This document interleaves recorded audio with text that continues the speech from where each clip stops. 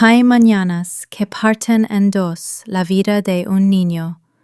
Esa mañana, en Guadalajara, perdí a mi mundo entero en menos de un minuto. Era un marzo cálido en Guadalajara. El sol apenas tocaba las bugambilias del patio, y yo, Isabela, con solo 6 años, abrazaba a mi peluche Pancho desde la ventana mientras olía los hotcakes que papá Julio preparaba en la cocina. Era domingo, día sagrado de desayuno especial. Papá siempre hacía los hotcakes con caritas felices y me hacía reír solo con su entusiasmo.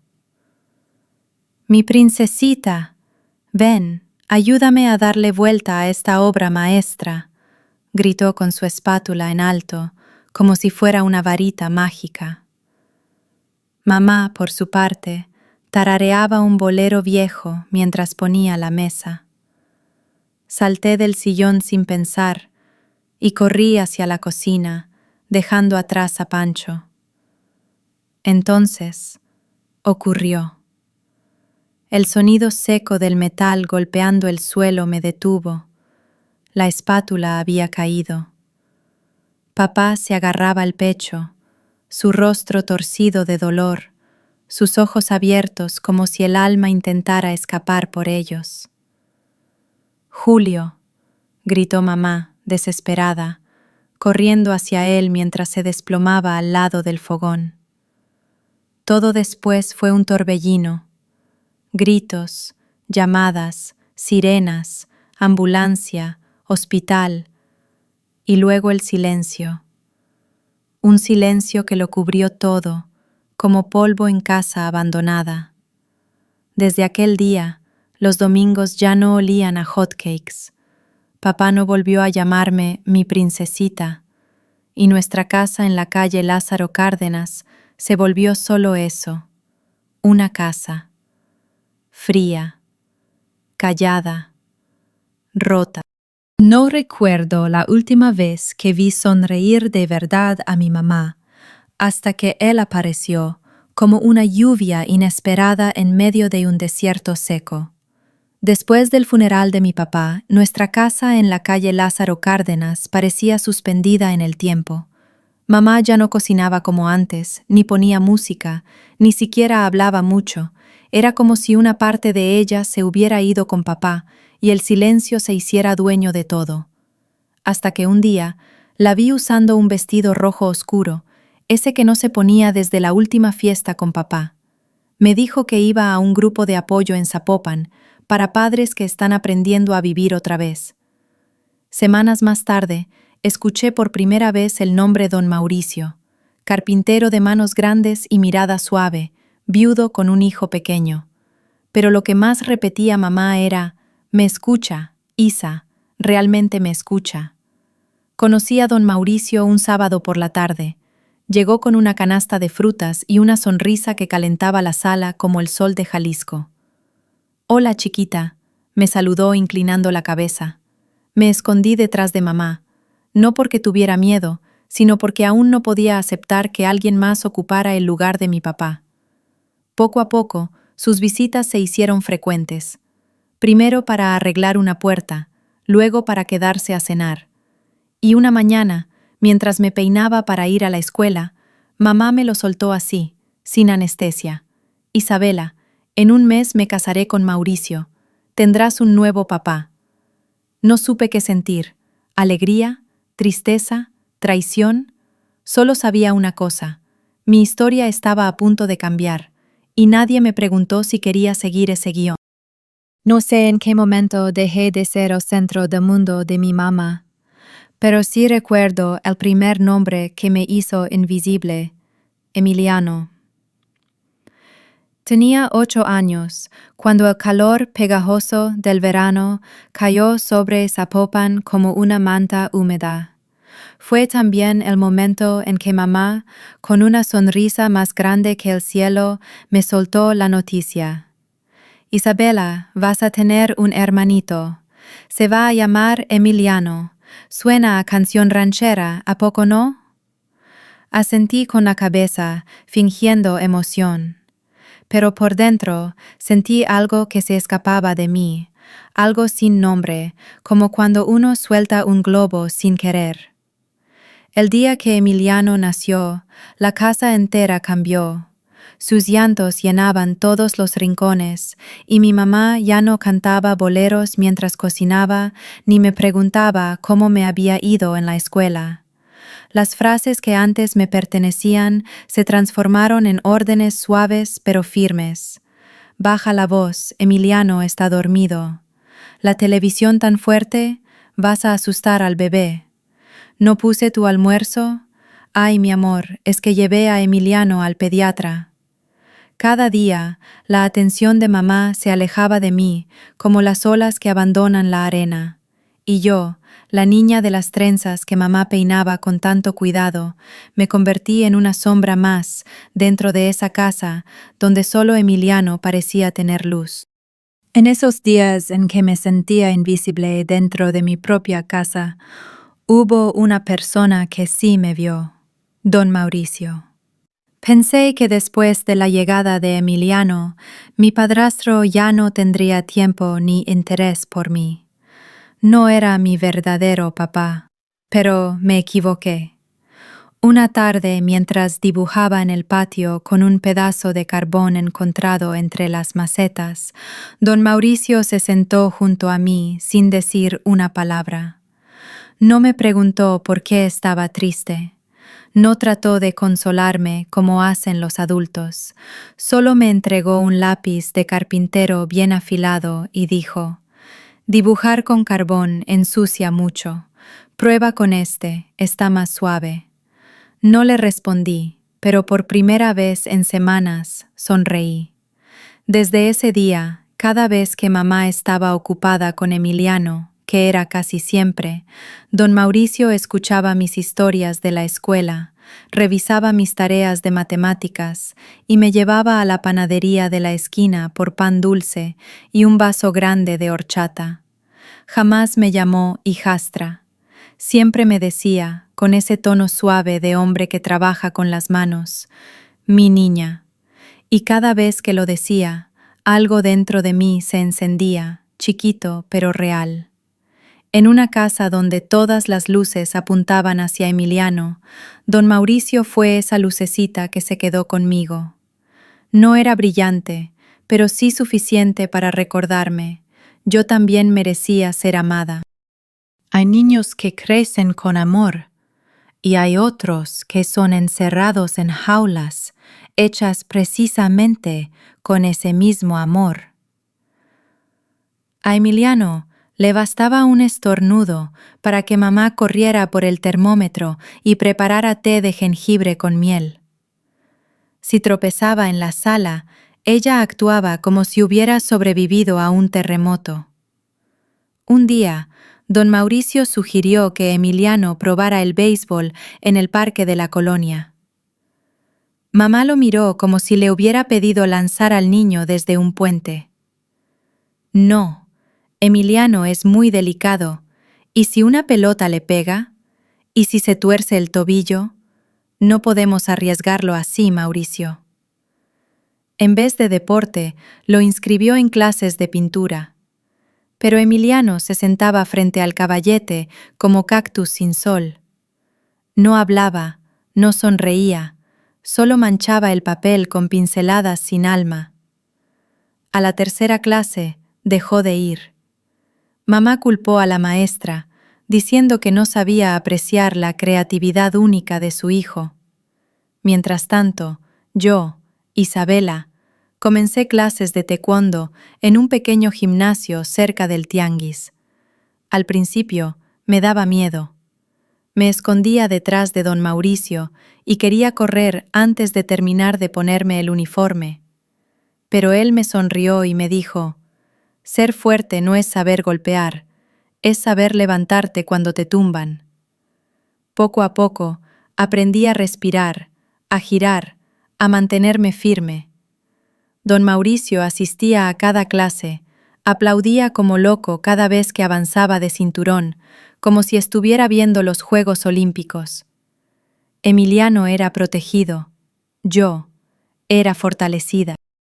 Hay injusticias que no gritan ni golpean, solo se repiten en silencio, hasta que una niña aprende a agachar la cabeza. No recuerdo cuándo empecé a limpiar el cuarto de Emiliano. Solo sé que un día mamá lo dijo con ese tono suave que no admitía discusión. Isabela, si quieres a tu hermanito, ayúdale a recoger su cuarto. Las niñas buenas cooperan. El cuarto de Emiliano era un caos constante. Juguetes tirados, ropa sucia en las sillas, libros de colorear en el suelo. Y yo, con tareas aún por terminar, debía arremangarme y empezar a recoger calcetines que no eran míos y doblar camisas que jamás usé. Una tarde, don Mauricio me encontró barriendo debajo de la cama y alzó la voz más de lo normal. ¿Por qué Isabela está limpiando el desastre de Emiliano? No es su sirvienta. Desde la cocina, mamá levantó la vista, su mirada se volvió hielo. No me digas cómo criar a mis hijos. Emiliano es pequeño, sensible, necesita cuidados. Isabela está aprendiendo a ser una buena hermana. El silencio cayó como cuchillo. Desde entonces, don Mauricio dejó de discutir con mamá cuando me ponía tareas injustas, pero cada vez que me veía fregando el piso o doblando ropa, me ofrecía un vaso de agua, me daba una palmada en el hombro y susurraba: «Gracias, mi niña, yo veo todo». No podía defenderme ante mamá, pero aún así, fue el único que me hizo sentir que no estaba sola del todo. El día que recibí mi diploma, pensé que escucharía un «Estoy orgullosa de ti, hija». Pero lo único que oí fue el zumbido del celular de mi mamá. El patio de la preparatoria Benito Juárez brillaba bajo el sol de junio.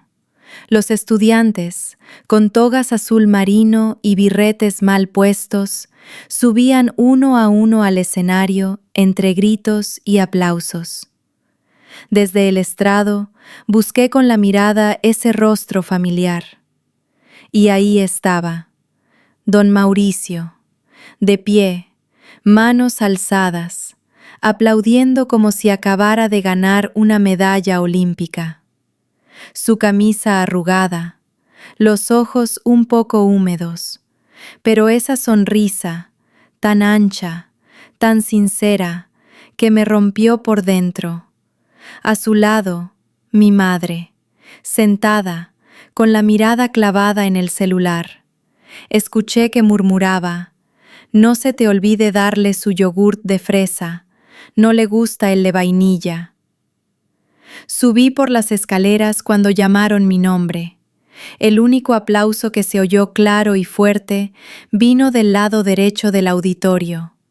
Esas palmas curtidas por el trabajo eran de don Mauricio, ese hombre que no compartía mi sangre, pero sí mi camino.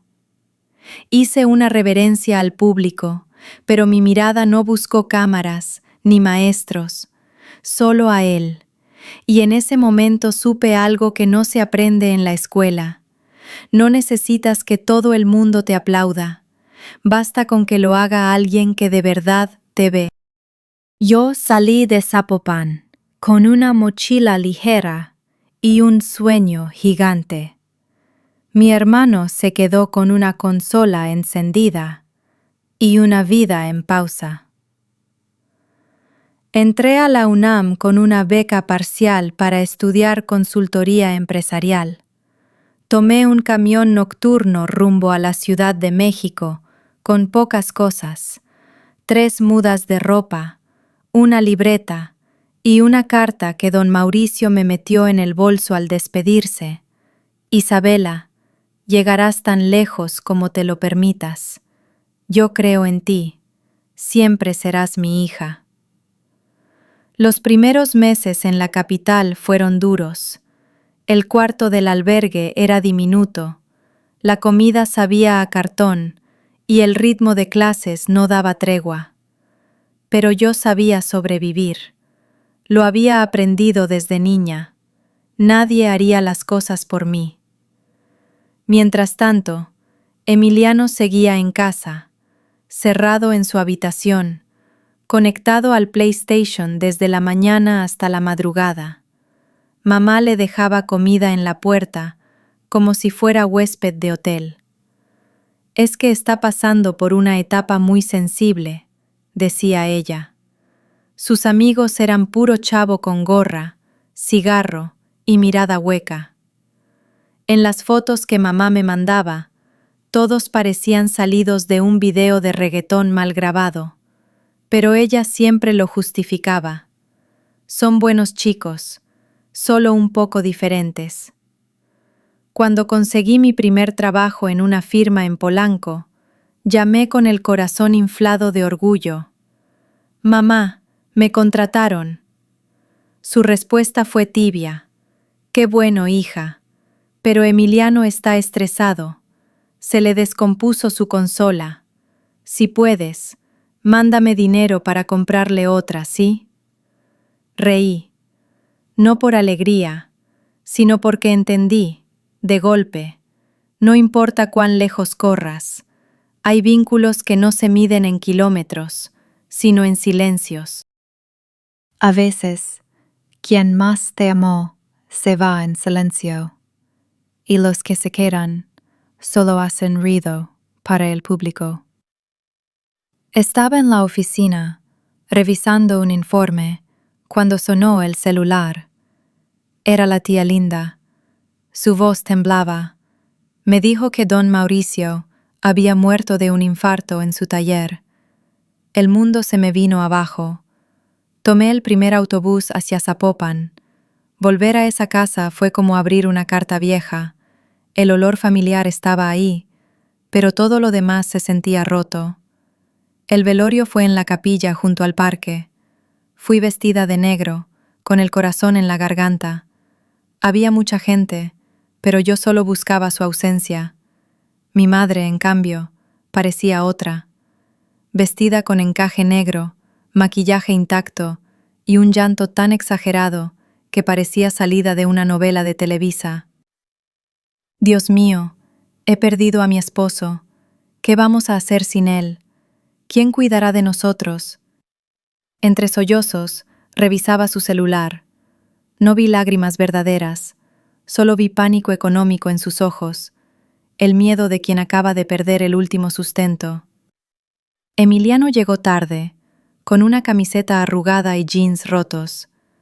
Durante todo el servicio, no apartó la vista del celular. Me acerqué al ataúd, puse la mano sobre la madera y susurré: «Gracias por verme, papá», cuando todos los demás me ignoraban. Ese día comprendí algo que dolía más que su muerte. El único que me amó sin condiciones no compartía mi sangre. Y ahora, con él, se iba la última chispa de bondad en esa casa vacía. Sabía que no lo merecían, pero a veces uno lanza una cuerda solo por la esperanza de que alguien la agarre. Una semana después del funeral, mamá me llamó. No hubo «¿Cómo estás, hija?», ni siquiera un «te extraño», solo un suspiro largo y una frase directa: «Isabela, necesito que nos ayudes. Ya no alcanza ni para pagar la luz». Apreté los dientes. Mi instinto gritaba que no. Pero la voz que me ha perseguido desde niña susurró: «Sigue siendo tu madre». Y así acepté.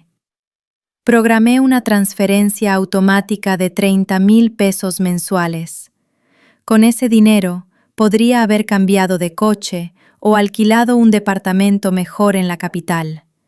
Pero no, ese dinero tomó carretera hacia Zapopan, hacia una casa donde nadie preguntó jamás por mis sueños, solo por las cuentas.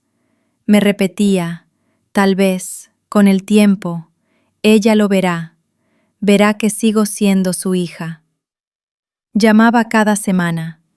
Antes era don Mauricio quien contestaba. Ahora mamá solo decía: Emiliano sigue sin trabajo. Está muy estresado. ¿Podrías enviar un poco más? Me tragaba las palabras que ardían en mi garganta. Respondía sí, como una máquina. Ya no esperaba amor, solo reconocimiento, solo que me viera, por primera vez. Y aún así, en un rincón de mi pecho, una parte necia seguía creyendo, la sangre puede reconectarse si uno tiene paciencia suficiente.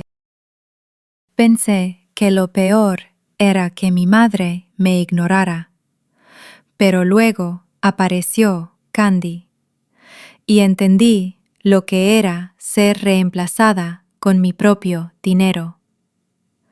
La primera vez que vi a Candy fue una tarde sofocante. Había regresado a Zapopan de sorpresa, con bolsas de despensa y unas vitaminas para mi mamá.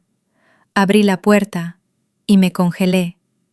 Sentada en el sofá, el que antes era el lugar favorito de don Mauricio, estaba una chica en shorts diminutos, uñas postizas larguísimas, cabello rubio artificial, comiendo papas y viendo la tele a todo volumen. No saludó, no me miró, solo masticaba y texteaba. ¿Y tú? ¿Quién eres?, pregunté, aunque ya me imaginaba la respuesta. Emiliano salió de su cuarto, con cara de fastidio. Ah, te presento a Candy, mi prometida. Ya vive aquí. No pude responder. Candy me sonrió con descaro, agarró las galletas importadas que yo traía para mamá y mientras las comía, preguntó, ¿dónde las compraste? Están buenísimas. La casa donde crecí ahora olía a laca barata, a perfume de catálogo y a invasión. Candy se había instalado como si todo fuera suyo. La ropa de Emiliano, el champú de mamá, la televisión, incluso las latas de atún que yo mandaba cada mes. Le pregunté a mamá, ¿no te molesta? Ella suspiró. Candy es un amor.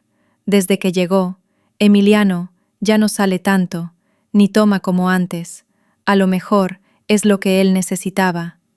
No dije nada, pero por dentro algo se rompía, y por primera vez me pregunté, ¿y si lo que yo necesito es alejarme del todo? Durante años me dije, mamá quiere más a Emiliano, pero seguro me guarda un rincón en su corazón. Ese día descubrí que ese rincón nunca existió. Aquel día llegué a Zapopan con bolsas llenas de despensa, solo para encontrar a Candy tirada en el sofá, control en mano, piernas sobre la mesa, y el lugar hecho un desastre. Bolsas de papas, botellas vacías, cajas de pizza. Me acerqué con el ceño fruncido. Candy, al menos podrías lavar los trastes. Vives aquí, comes con el dinero que yo envío. ¿No te da vergüenza? Ella sonrió con soberbia, masticando chicle como si estuviera en una telenovela barata. Esta casa ya es de Emiliano. Tu mamá le dejó todo. ¿No sabías? Qué pena, reina. No podía creerlo. Fui directo a la cocina, donde mamá hojeaba cupones como si nada. El ambiente estaba cargado, como antes de una tormenta. ¿Es cierto que hiciste un testamento dejando todo a Emiliano?, pregunté con la voz temblorosa. Mamá no levantó la mirada, solo dobló los papeles con calma y respondió, sí, es cierto. Me quedé paralizada. ¿Por qué? Apenas pude decir. Yo te ayudo, te mando dinero cada mes, y él no hace nada. Entonces me miró, con esa frialdad que solo da la certeza. Su voz fue más dura que un portazo. Nunca quise a nadie como a Emiliano. Él es especial. Tú solo sabías arreglártela sola. Sentí que algo dentro de mí se quebró. No recuerdo cómo salí de ahí. Solo el sonido de la risa de Candy me seguía como eco maldito. Y ese día, esa palabra sagrada, mamá, perdió para siempre su lugar en mi pecho. Relaciones que no se rompen por una pelea, sino por un momento de claridad donde ya no puedes seguir fingiendo. Esa noche regresé a CDMX sin despedirme. Subí al autobús, cerré la puerta y también mi corazón. Al llegar a mi departamento, hice lo que más miedo me daba. Abrí la app del banco y cancelé la transferencia de 30,000 pesos mensuales. Miré la pantalla, dudé unos segundos y luego presioné con firmeza. Cancelar pago recurrente. Sentí un vacío, sí, pero también una paz que no conocía. Por primera vez, no me sentía deudora de una familia que solo sabía exigir. 3 días después, mi celular no paraba de sonar. Mensajes de mi madre. ¿Dónde está el dinero? ¿Vas a abandonar a tu familia? ¿Qué clase de hija eres tú? De Emiliano. Te juro que si no vuelves a mandar dinero, esta familia te va a borrar para siempre. Comentarios de Candy en Facebook. Hay quienes se creen exitosos y se olvidan de su madre enferma y su hermano desempleado. Qué triste. Los bloqueé a todos. No lloré, no grité. Solo sentí que era tiempo de rescatarme a mí misma. Ya no era esa niña que rogaba por amor. Ahora era una mujer que sabía su valor. Y cuando volteé atrás, entendí que no fui yo quien los dejó. Fueron ellos los que nunca estuvieron realmente conmigo. A veces la paz no suena a olas del mar, ni a pájaros. Suena al silencio de un celular que ya no recibe mensajes exigiendo dinero de quien alguna vez llamó mamá. 6 meses después de cortar todo contacto con ellos, firmé los papeles de mi casa en Querétaro. No era una mansión, no tenía alberca ni jardín enorme, pero era mía. El dinero que antes mandaba, esas transferencias que compraban culpa y silencio, ahora eran paredes, tejas rojas y un techo propio. Elegí el color de las paredes, planté unas suculentas en el balcón y colgué el dibujo que hice a los 9 años, el que don Mauricio una vez me dijo: «Mi niña, pintas como Frida Kahlo». Ya nadie me llama de madrugada a exigir nada. Ya no hay comentarios pasivo-agresivos en redes sociales. Ya no siento que debo probarle algo a quienes nunca quisieron ver quién era.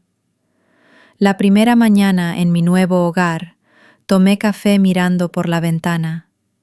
El sol se colaba entre las cortinas y me bañaba el rostro con una calidez que no venía del cielo, sino de dentro de mí. Ya no necesito más. Soy suficiente. Y al fin, soy libre.